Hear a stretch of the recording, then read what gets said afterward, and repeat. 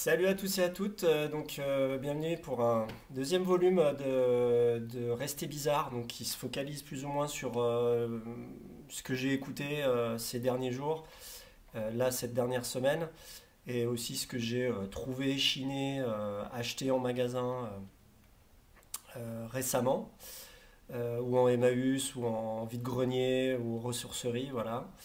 Donc on va pas perdre trop de temps puisque j'ai quand même pas mal de choses. On va commencer, une fois n'est pas coutume, par des cassettes et des CD, parce que j'écoute pas forcément uniquement voilà, du vinyle. Ce qui m'importe, moi, en tout cas, c'est la musique, c'est pas vraiment le support, on va dire. Voilà, le vinyle, j'y suis attaché parce que c'est ma culture, c'est ce avec quoi j'ai grandi, mais m'empêche pas d'acheter du CD, de la cassette assez régulièrement, suivant sur ce que je tombe. Voilà, tout simplement. Alors, on commence par Mélodie boréale de Jacques Roman. Jacques Roman, peut-être ça vous dit rien ce nom et ce prénom, qui est assez random, on va dire. Mais c'était en fait le claviériste d'un groupe lyonnais qui s'appelait Pulsar, un groupe lyonnais qui a eu quand même un gros succès dans les années 70 et dans les années 80, qui était signé en fait sur un label, un gros label, il me semble, peut-être CBS, il faudra que j'aille vérifier, parce que j'ai à peu près tous leurs albums. Et Jacques Roman a sorti cette cassette, c'est sorti uniquement en cassette, en 86, il l'a sorti lui-même, et en fait c'est lui en solo, avec un délire un peu plus ambiante, un peu new age, mais on va dire il est léger un peu sur cet aspect-là. Cette cassette elle est incroyable pour deux raisons, c'est deux titres en fait. Donc il y a Croisière en fait qui est un morceau avec une vielle qui est je pense filtrée à travers des effets. En tout cas le morceau est vraiment ultra efficace et extrêmement tripant. Et aussi pour le morceau éponyme de Phase B, Mélodie Boréale, qui doit être un morceau qui dure à peu près 20 minutes et qui est pour le coup vraiment là, on est sur de l'ambiance assez pure avec une ambiance très, très, très apaisée. Voilà. Je vous conseille d'aller l'écouter, elle est en ligne. Voilà. Et elle n'existe que sous ce format cassette. Tant qu'on y est sur les cassettes un peu de chez Père des années 80. Là, c'est la cassette de Klaus Schoening, Symphonie C2. Donc c'est sorti en 1990. Donc au niveau des sons, on est quand même un peu plus sur le New Age. Alors on aime ou on n'aime pas. Moi je trouve que ça fonctionne partiellement sur les deux morceaux. En gros, c'est deux plages de 20 minutes, une sur la face A, une sur la face B. Euh, on commence à avoir quand même beaucoup de flûte de pan au synthé là. Ça vous dit sans doute quelque chose si vous écoutez un peu de musique New Age ou ambiante. Et moi j'ai une tolérance assez petite pour ce type de son. Et voilà. Mais toujours est-il que voilà, moi je les trouve à 50 centimes dans une brocante. Donc je ne veux pas me plaindre, c'est quand même plutôt pas mal. Et que le Schoening, ça serait pas mal de se pencher en fait sur le début de sa discographie, la sortie lui-même en fait c'est un Danois qui était installé à Berlin, qui avait son studio et qui s'autoproduisait. Et il a sorti un album en 78 qui s'appelle Liedglimt, voilà, et qui est déjà un petit peu moins, qui est quand même bien moins New Age. Enfin, là, on est dans la fin des années 70, donc on est quand même un peu plus sur de l'ambiance. Mais il y a une touche assez, assez spéciale. Voilà, on entend vraiment que le gars sait composer, jouer, il connaît ses harmonies au piano. Voilà. Alors là, on va passer complètement sur un autre style. Donc ça, c'est l'album ésotérique du groupe ésotérique Epistemological Despondency. C'est sorti en 94, voilà. Donc vous voyez l'artwork, j'imagine que ça, vous auriez du mal un peu à situer stylistiquement le groupe. En fait, c'est un groupe qui a plus ou moins inventé un style de musique qui s'appelle le Funeral Doom. Alors, le Doom, je pense que vous connaissez peut-être ce qu'est le Doom Metal en tout cas. C'est inventé par plus ou moins Black Sabbath, qui ensuite, avec le temps, va lui-même faire évoluer la formule. Des gens vont s'en réemparer dans les années 80, comme Candlemas et des groupes de Doom traditionnels.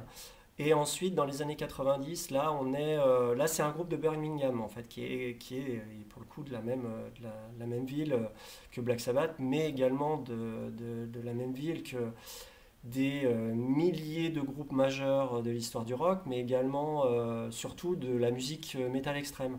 Donc, c'est une ville qui a vu naître Napalm Death, Godflesh, Scorn, enfin, voilà. Et ce groupe-là, donc c'est un groupe de funeral doom, c'est-à-dire une musique extrêmement lente, extrêmement désespérée, extrêmement dépressive. Et c'est un groupe qui aura inventé ce style de musique, mais qui pour moi l'a enterré. Par, parce que pour moi c'est définitif en fait ce qu'ils ont fait d'une certaine manière. J'aime beaucoup d'autres groupes de funeral doom qui ont suivi. Mais ça, c'est une entrée en matière et c'est une clôture du style absolument parfaite parce ils expérimentent, il y a des aspects psychédéliques, il y a des aspects expérimentaux, on est limite un peu aussi avec une approche dub pour certains passages, pas à la Scorn ou à la Godflesh, mais euh, beaucoup plus, euh, beaucoup plus sauvage. La production est massive tout en étant assez low-fi en fait. Donc voilà, on est sur un vrai ovni musical qui, moi, voilà, euh, m'a stimulé la première fois que j'ai écouté ce disque-là. Et voilà, donc je vous le conseille si vous écoutez un peu de métal extrême, vous ne connaissez pas, c'est vraiment bon. Ensuite, alors le prochain c'est aussi un CD. C'est un CD c'est Cryptofascisme. L'album s'appelle 5 collines. Il est sorti en 2024 sur un label finlandais qui s'appelle Satatuata, qu'il a sorti également en cassette. Et donc c'est toujours compliqué de donner son avis sur un projet d'un ami, puisqu'il se trouve que la personne qui est derrière ce projet est un ami proche que je connais depuis très très longtemps. Mais voilà, si vous aimez la harsh noise, si vous aimez la musique expérimentale extrêmement bruyante, je vous conseille en fait de vous pencher sur les projets de Rémi en fait qui est derrière ce, ce, ce moniker là, cryptofascisme, qui est en fait là pour le coup euh, un projet qui se focalise thématiquement euh,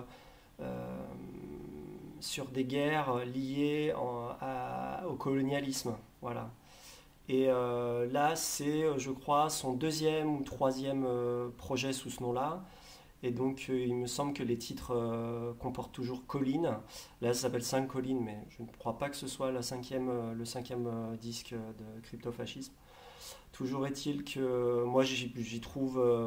Je suis pas un grand fan de Harsh Noise, mais là, il y a des choses, il se passe des choses.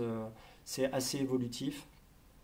Et on s'ennuie pas du tout. Et je trouve l'artwork absolument magnifique. Voilà. Avec tac, un petit livret à l'intérieur, des textes explicatifs.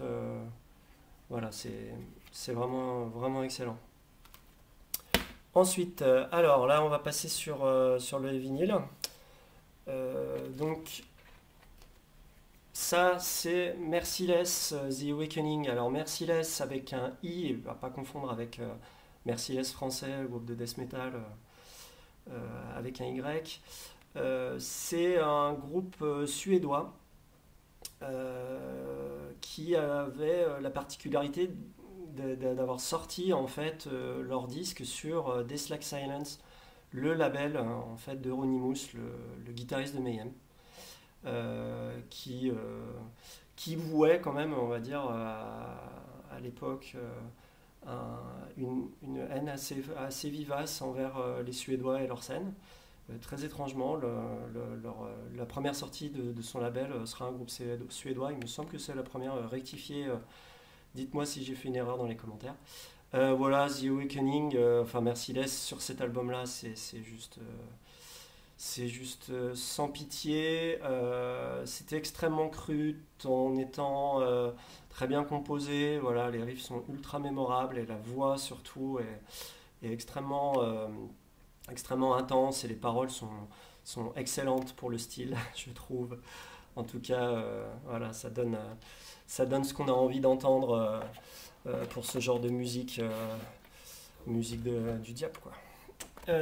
Ensuite, alors là, on ne peut pas aller plus à l'opposé sur le prisme musical. Donc c'est un album que j'ai quand même pas mal réécouté ces derniers temps, un album de Julos Bocarn. Donc mon terroir, c'est les galaxies. Euh, Julius Bocarn, c'est pour définir un peu le bonhomme, donc il est belge déjà, il était belge puisqu'il est décédé en 2021, il n'y a pas si longtemps dans l'indifférence générale. C'est un éternel des bacs à sol, en France en tout cas. Mais ça fait partie de ces artistes euh, musicaux qui sont à la fois poètes, sculpteurs, peintres, enfin voilà. Et c'est un peu. Sa musique reflète vraiment le côté un peu art total, je trouve, de sa démarche. Il a un côté chanson, mais c'est toujours contrebalancé par des expérimentations. En tout cas, cet album-là, au-delà d'avoir une pochette absolument magnifique, je trouve, on entend que c'est des expérimentations de salon, un peu avec un matériel quand même correct, puisque le son est très bon, où voilà, il s'enregistre, il superpose ses voix les unes par-dessus les autres, il fait des strates pour créer des accidents de percussion, de diction, on va dire, avec toujours derrière une musique folk assez aventureuse. Voilà.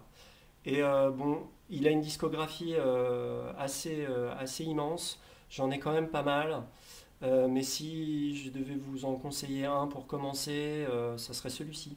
Même s'il est assez tardif, il me semble qu'il est de 78, voilà. Et Jules Bocarn, il a dû commencer à la toute fin des années 60 à sortir des disques. Ensuite, alors, Juvan Petru Graziani et Rinatu Koti, donc Corsica Ribella. Euh, alors, il y a un collègue du YouTube Game, Joseph Isola, qui avait déjà fait une présentation de ce disque, donc je vous conseille d'aller voir sa vidéo par rapport à ce disque-là, qu'il a trouvé en Corse, en tout cas la réédition, puisque l'original, je pense que c'est absolument impossible de le trouver. Et c'était sorti en 84, voilà, sur Édition Corsica. Et là, ça a été réédité en 2022 par Highton Librairie. Euh, c'est un disque assez. En fait, je me suis. Quand j'ai commencé à m'intéresser à la musique française, un peu hors sentier battu, on va dire, des années 60, 70, 80. Je me suis très vite posé la question, est-ce qu'il existe des disques corses au-delà de ce qu'on connaît, voilà, de la musique folklorique ou même Imouvrini qui est une espèce d'entre-deux entre euh, la pop et la musique folklorique. Et il se trouve que oui, il existe pas mal, enfin pas mal, quelques disques un peu majeurs, un peu oubliés de cette de musique de traverse, on va dire quoi. Et là, c'est de la musique synthétique, voilà, à base de synthétiseurs, de Korg, de Moog, de harpe, et par-dessus des poèmes en corse, voilà, qui sont déclamés. Et c'est vraiment, vraiment pas mal. C'est deux très longs morceaux sur chaque face. Et je vous le conseille. Alors, ensuite, on va passer sur des 45. Donc ça, c'est un 45 tours que j'ai cherché pendant pratiquement 10 ans. Donc là, vous avez... voilà, c'est The Ashes, Is There Anything I Can Do, avec en face B Every Little Prayer. Et c'est un disque qui est sorti en 66, voilà, sur Volt. Je l'ai cherché longtemps, à vrai dire, des copies, il y en avait uniquement aux États-Unis, qui était assez cher, avec les frais de port, ça ne justifiait pas du tout le prix. Euh, et j'ai enfin pu trouver un collectionneur italien qui l'avait et qui le vendait vraiment, puisqu'il déstockait totalement l'entièreté de sa collection. Et voilà, il a bien voulu me le vendre et voilà, il a fait plaisir, il m'a fait plaisir. Pour vous décrire ça, c'est vraiment le son spectorien de Phil Spector. Voilà, le Wall of Sound mono avec des orchestrations clinquantes tout en ayant une espèce de couche par-dessus un peu que, qui est vraiment caractéristique, voilà, du son à la Spector. C'est pas lui qui l'a produit, mais c'est vraiment un son typique de cette période-là. Et, euh, et ce groupe, c'est les Peanut Butter Conspiracy. Voilà. Ils vont avoir une carrière derrière sous ce nom-là. Mais The Ashes, ça fait partie des quelques disques de cette période sous ce nom.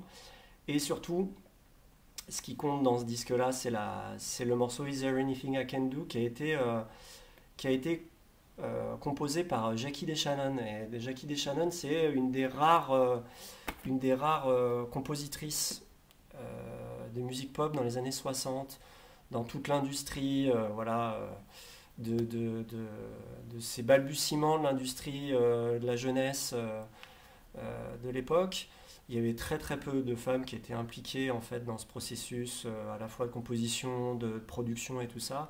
Et Jackie DeShannon, c'est vraiment l'exemple typique de la compositrice, de l'artiste solo, de la productrice, de l'auteur, enfin voilà. Et elle a une production qui part un peu dans tous les sens. Elle a eu une période funk, elle a eu une période soul, elle a eu une période vraiment pop 60s, extrêmement bien composée. Et ce morceau, Is There Anything I Can Do, c'est vraiment c'est parfait comme c'est composé. Et la fin du morceau, elle arrive à intercaler des accords pas dissonants, mais pas du tout dans la gamme du morceau. Et c'est hyper étonnant et ça réveille l'oreille. C'est ce genre de petits détails qui, moi, m'intéressent dans les disques. Voilà. Alors, prochain disque, c'est Take It, Madman World. Alors, je sais pas grand-chose sur ce groupe-là, à part que j'ai trouvé dans une brocante récemment. C'est un disque qui a été sorti sur Threshold Releases en 79. Et pour 79, je trouve que c'est vraiment un disque pas banal. C'est vraiment de l'art rock, quoi. C'est vraiment de la musique rock expérimentale. Il n'y a pas de structure, il n'y a pas trop de mélodie. Il y a quelque chose de hyper dadaesque dans l'approche. Il me semble que le batteur va ensuite jouer dans quelques groupes un peu plus connus. Je ne me souviens plus des noms, mais bon, voilà, à part ça, les deux autres n'ont rien fait. Et on voit vraiment que c'est un projet d'étudiants en art. Voilà, comme pas mal de ces groupes anglais de cette période-là, de transition entre les années 70-80. Voilà. Ensuite, on reste dans à peu près le même délire, quoi, mais sauf que là, c'est un groupe français, Nadja, avec un morceau qui s'appelle bon, Bibapelula, et c'est une reprise. Ça pourrait ne pas donner du tout envie, je pourrais le comprendre. Même, moi-même, je l'ai pris parce que je l'ai trouvé à 50 centimes en brocante. Mais voilà, là, on est sur un groupe qui m'a fait penser à Suicide, en fait, dans son approche minimaliste et dans cette espèce d'ambiance délétère et extrêmement lysergique, mais mauvais délire, voilà, vraiment. Et il me semble, en ayant gratté un petit peu des infos sur le groupe, voilà, que la plupart n'avaient pas vécu très vieux, quoi. Ça avait l'air d'être un groupe assez intense. Voilà. Pas grand chose de plus à dire. Si vous avez des infos sur ce groupe-là, mettez un commentaire. Ça serait génial. Ensuite, alors ça, je l'ai chiné samedi dernier en brocante. Je suis assez content.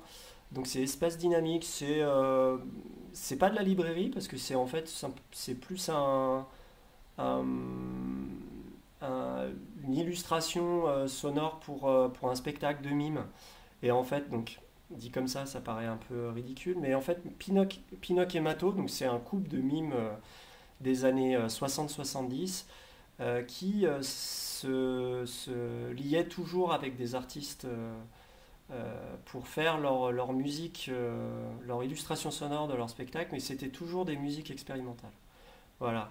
Il y avait c'est eux qui ont également ce disque assez incroyable qui s'appelle Fantasme Musique. Et là, il me manquait celui-ci. J'en ai un autre aussi sur Unidisc. Donc Unidisc, c'est le label voilà, qui est là. Unidisc, c'est un label qui brasse beaucoup de disques d'illustration sonore, de librairie. Et voilà, ce disque-là, il est de 76. Mais si vous voyez Unidisc, Pinoc et Mato, prenez, voilà, vous ne serez pas déçus. C'est vraiment ouais, de la musique expérimentale avec un côté quand même voilà, ça va pas non plus trop loin dans l'expérimentation pour ne pas sacrifier l'ambiance, quoi. Voilà, simplement qu'ils veulent essayer de mettre en place. Et donc dans la même brocante, j'ai eu la chance de trouver ce Soft Machine là, volume 2. Voilà, bah, je vous ferai pas l'affront de vous présenter Soft Machine en détail. Là, il se trouve que c'est le deuxième album, ou le troisième peut-être, volume 2. Et c'est avec Robert Wyatt, Hugh Hopper et Mike Rattlage. Et il n'y a plus David Allen. Il est déjà parti en fait, voilà. Mais voilà, c'est un super disque, vraiment de prog de prog typique de Canterbury en fait, de, de leur environnement. Ensuite, donc là, je vais faire encore comme j'ai fait avec Cryptofascisme, je vais parler en fait d'un disque d'un ami, voilà, qui vient de sortir, qui s'appelle Berceau des volontés sauvages, qui est sorti sur Altar en fait, qui est son propre label, Altar avec deux A. Donc ça vient tout juste de sortir, tellement tout juste que vendredi il y avait la release party à Lyon, dans un disquaire. Et donc Berceau, c'est un duo qui revendique des influences assez larges, mais c'est de la musique instrumentale, avec beaucoup de percussions, euh, et à côté des instruments type synthétiseur, guitare, euh, et on est sur les débuts, sur leur premier album, on est un peu sur un délire à la Tangerine Dream. Et là, ils ont sorti ensuite une série de EP pendant le Covid, qui est uniquement en numérique. Et là, sur cet album-là, ils ont un peu dégraissé pas mal de choses. Et je vais citer directement ce que mon ami Fabien m'a dit. Ce qu'on a perdu en volume, on l'a gagné en ampleur. Et c'est vraiment ça. C'est-à-dire que Il y a moins de strates, il y a moins de couches d'instruments, mais voilà, ça respire. Et ils ont inclus des influences folk, psychédéliques, des influences de spoken words également. Enfin, il y a vraiment un savant mélange de pas mal de choses que moi j'apprécie en tout cas, notamment dans les disques français que je chine régulièrement. Et voilà, donc je vous conseille vraiment vivement ce disque-là, Berceau des volontés sauvages. Euh, du coup, le prochain, ça a encore un lien avec Fabien de Berceau des volontés sauvages, il y a en 2018, il me semble, voilà, sur Altar, il avait réédité lui-même ce disque de MKB Fraction Provisoire, donc qui est le groupe de FJ Osang, qui est également réalisateur en fait. Donc ça, c'est la BO du film. Le Trésor des îles Chiennes. Et il était sorti uniquement, je crois, en 91 ou 90 en CD. Fabien, qui est derrière la réédition, euh, était passionné voilà, de ce réalisateur, mais également c'était vraiment son entrée dans le cinéma de FJ Osang. Ça a été cette BO.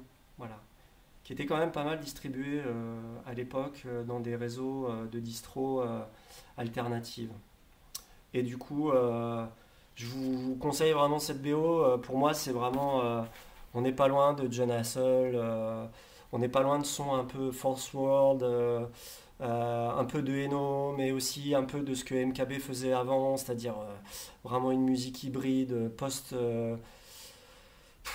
vraiment post-punk, mais sans le côté new wave. Enfin voilà, vraiment un sacré, un bon ovni musical français qui mérite que beaucoup plus de gens s'y intéressent en fait, tout simplement, puisque MKB, euh, ça reste quand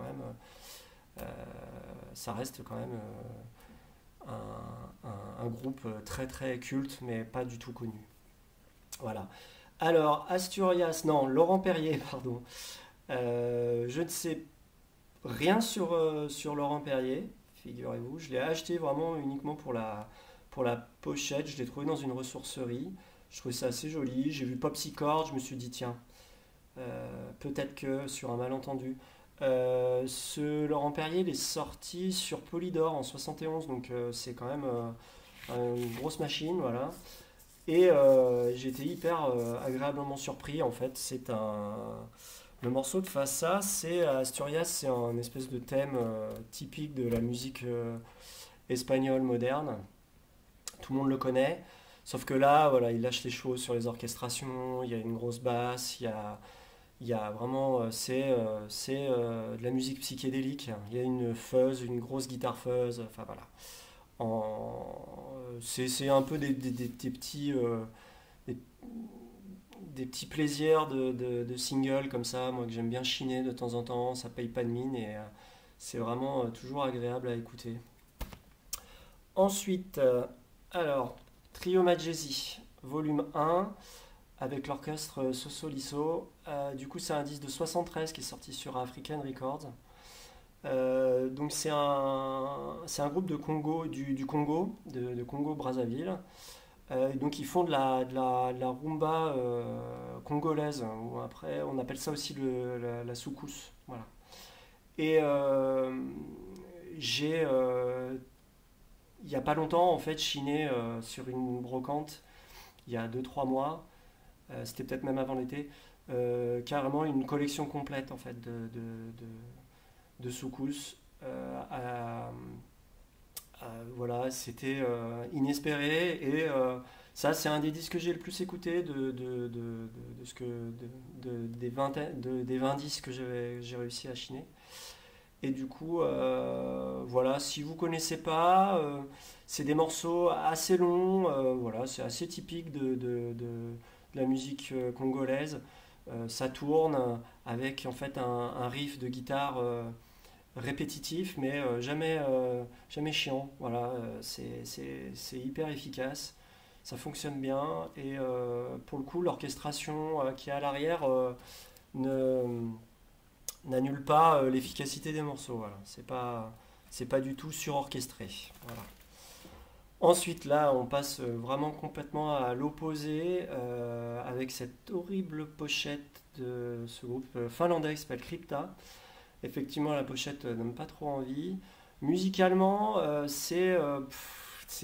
ils appellent ça du rock occulte. Alors, c'est un peu une notion fourre-tout, le rock occulte. C'est-à-dire, en gros, c'est des groupes qui essayent de faire revivre un son 70s en rapport avec Rocky Erickson and the Aliens, par exemple, ou les groupes comme Covent, voilà, ou voilà, ces groupes rock 70s un peu mélodiques. Là, c'est vraiment très très mélodique, c'est extrêmement finlandais dans le genre, et c'est ultra tubesque, voilà.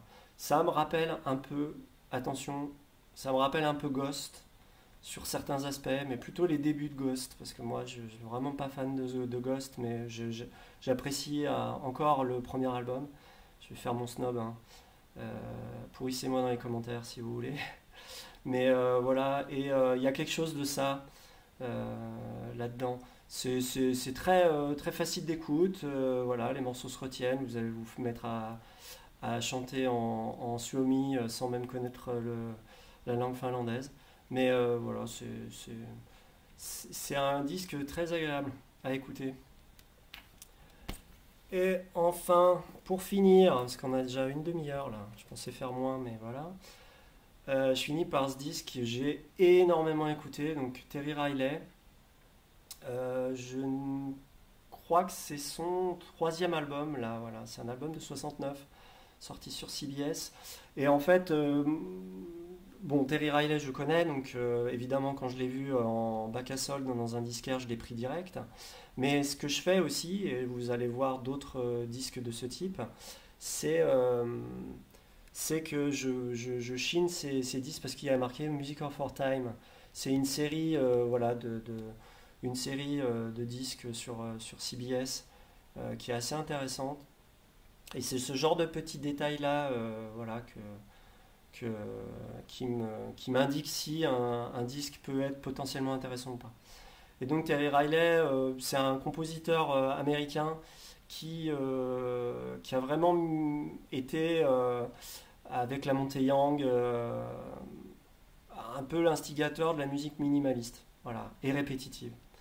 Et là, sur ce disque-là, on a deux longues faces, donc deux morceaux très très longs. Il y a un des deux morceaux que je préfère à l'autre, je ne sais plus lequel. Et on est sur ce morceau-là, celui que je préfère, sur vraiment limite de l'ambiance en fait. Et en 69, c'est quand même pas rien. Voilà. Que dire de plus? Bah, que la pochette est assez belle, c'est le pressage français. Qui est quand même beaucoup plus joli que le pressage US ou que le pressage UK, où il y a une vieille photo de Terry Riley avec sa coupe de moine. Voilà. Et là, voilà, c'est un genre d'artwork qui, moi, me tape dans l'œil en général quand je vois dans les bacs. Donc voilà. Et ben voilà, je voulais en profiter pour clore la vidéo, pour vous remercier pour tous les commentaires que vous avez mis sur les autres vidéos, sur les deux autres vidéos que j'ai fait récemment. Et tous les retours positifs, quand bien même voilà, je démarre et que j'essaye d'améliorer un peu la formule et la diction. Et ça viendra avec le temps. En tout cas, j'espère que cette sélection-là va vous plaire et puis ou en tout cas vous faire soit découvrir des choses, soit vous faire ressortir des disques que vous avez déjà. En tout cas, moi, ça me prend énormément de plaisir à faire ces vidéos et voilà. Et donc, je pense la semaine prochaine, je referai un volume de Rester Bizarre pour ce que j'écoute et pour ce qui est de Rester Focus pour les hors-séries sur des groupes ou des scènes ou des villes. On verra en fonction de justement ce que j'ai écouté. Voilà. Eh bien, à la semaine prochaine. Merci et restez bizarres.